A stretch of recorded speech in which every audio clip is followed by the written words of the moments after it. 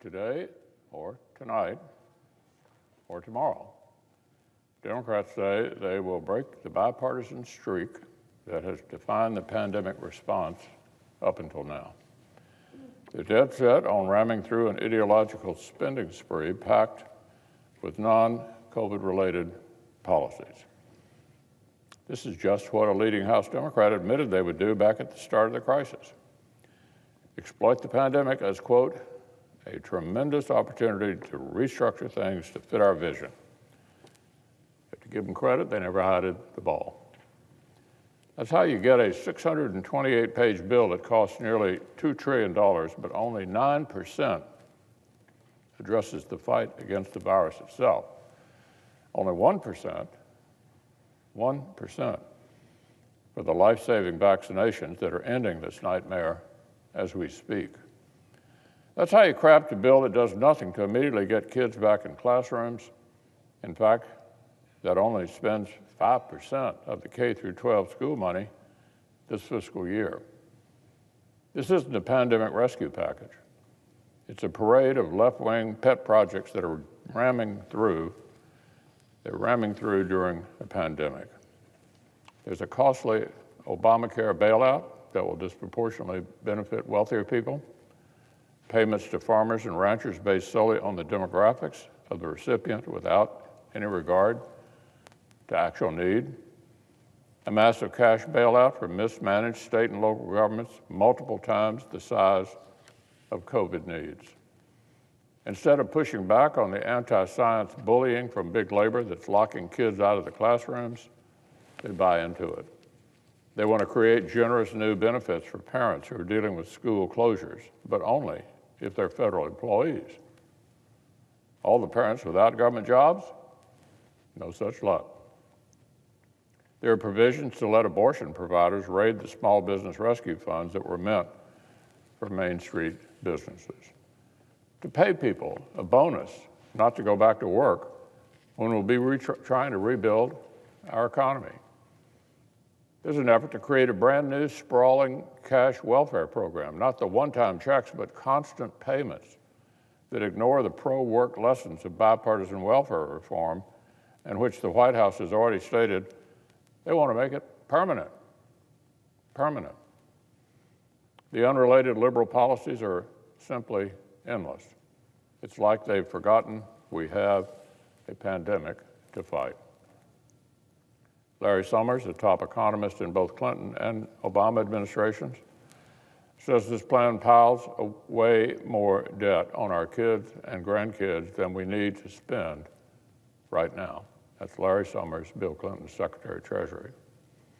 Jason Furman, who chaired President Obama's Council of Economic Advisors, has said the state and local bailouts are, quote, overkill. These are liberal economists, Madam President. By one analysis, the Democrats' extra cash bonus for laid-off workers who stay home will result in more than 60% of workers earning more money by staying home than they'd earn from returning to work. More money by staying home than they'd earn from returning to work. What a great idea. This isn't state unemployment insurance. It's borrowing from our kids and grandkids to pay yet an additional cash bonus for not working. And this would extend deep into 2021, when we anticipate serious job growth. Just this morning, we had a jobs report that shattered expectations, nearly doubling the job growth experts had expected to see. Here's what the Washington Post says about this mess. This is the Washington Post about this mess that's before us. For policy experts and even members of Biden's own party, the improving picture is raising questions about whether the stimulus bill is mismatched to the needs of the current moment.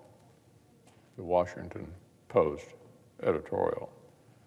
It's mismatched, all right, because it was never designed to meet America's needs. The goal was to restructure things to fit their vision.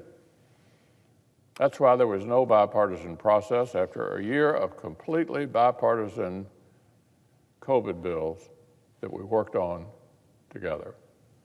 That's why the Senate Republicans who went to the White House to propose working together were told No thanks, take it or leave it.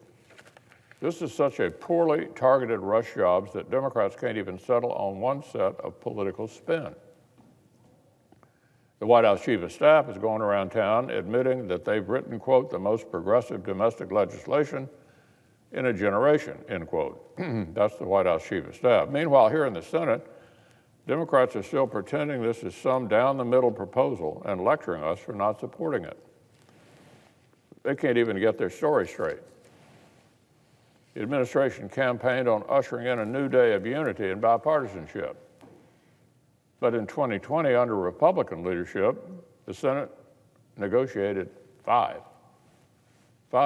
rescue bills totaling $4 trillion. None of them got fewer than 90 votes. That's how this Senate was run last year in a time of divided government. And now, in this supposed new era of healing leadership, we're about to watch one party ram through a partisan package on the thinnest of margins. Go figure. Republicans have many ideas to improve the bill, many ideas. And we're about to vote on all kinds of amendments in the hopes that some of these ideas make it into the final product. We're going to try to improve the bill. The millions who elected 50 Republican senators will have their voices heard loud and clear. Our country is already set for a roaring recovery. We are already on track to bounce back from this crisis. That's not because of this bill.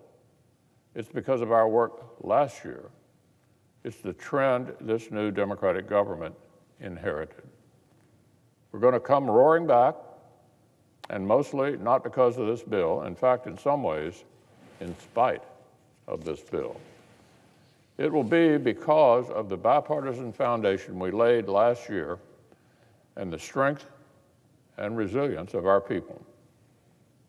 Democrats inherited a tide that was already turning. We could have worked together to do something smart to finish this fight as fast as possible. Democrats decided to do something else.